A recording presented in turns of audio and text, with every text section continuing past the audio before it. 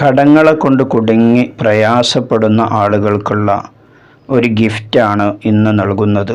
ആ gift box നിങ്ങൾ തുറക്കുക.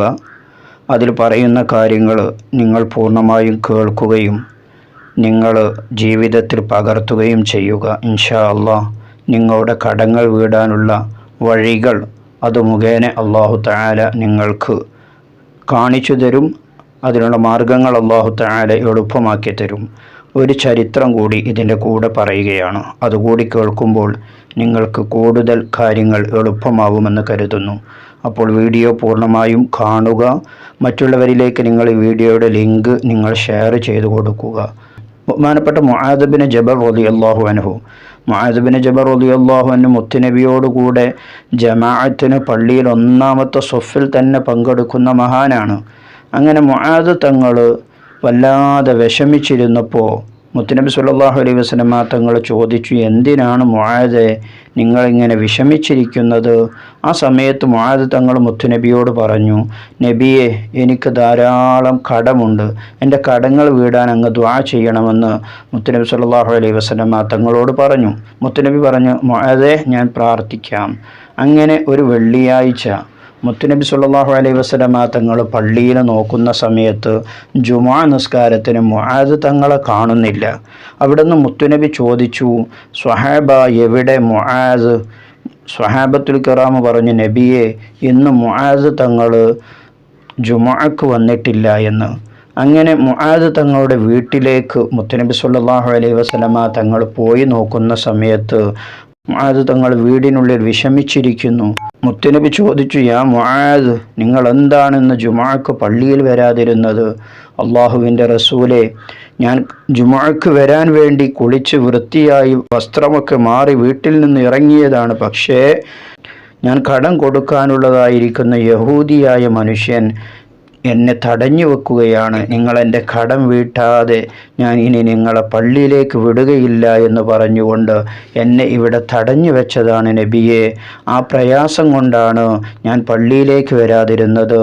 ജുമുഅ നിസ്കാരത്തിൻ്റെ സമയം കഴിഞ്ഞിട്ടാണ് അദ്ദേഹം എന്നെ ഈ തടങ്കലിൽ നിന്ന് മോചിപ്പിച്ചത് എന്ന് മുത്തുനബിയോട് പറഞ്ഞപ്പോൾ ആരംഭപ്പൂവായിരിക്കുന്ന മുത്തുനബി സല്ലല്ലാഹു അലൈഹി വസല്ലമ തങ്ങൾ ബഹുമാനപ്പെട്ട മുആദ് ബിൻ ജബൽ റളിയല്ലാഹു എനിക്ക് പറഞ്ഞു കൊടുത്ത ഒരു കാര്യമുണ്ട്. അതാണ് നമ്മുടെ ഗിഫ്റ്റ് ബോക്സിലെ ഒന്നാമത്തെ കാര്യം.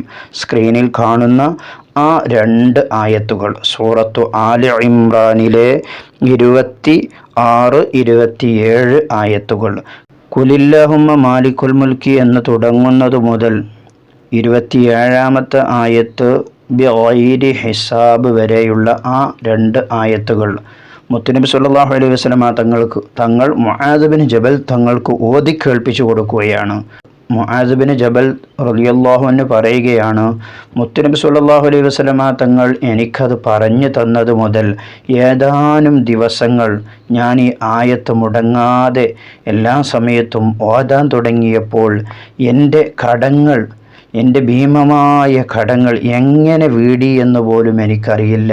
എൻ്റെ എല്ലാ കടങ്ങളും വീടി ഞാൻ ഐശ്വര്യവാനായി എന്ന് മുആദ് ബിൻ ജബൽ റളിയല്ലാഹു അൻഹു തങ്ങൾ പറഞ്ഞത് കാണാം.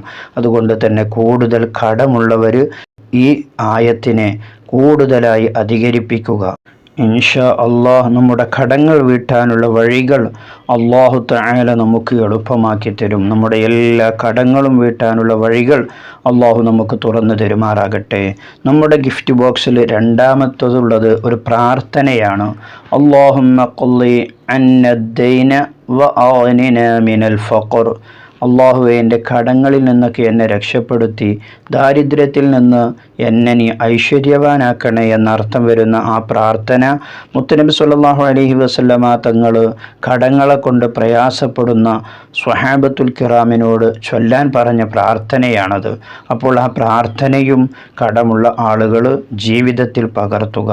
ഇൻഷാ അല്ലാഹ് നിങ്ങളുടെ കടങ്ങൾ വീട്ടാനുള്ളതായിരിക്കുന്ന വഴികൾ അല്ലാഹു തആല തുറന്നു തരും.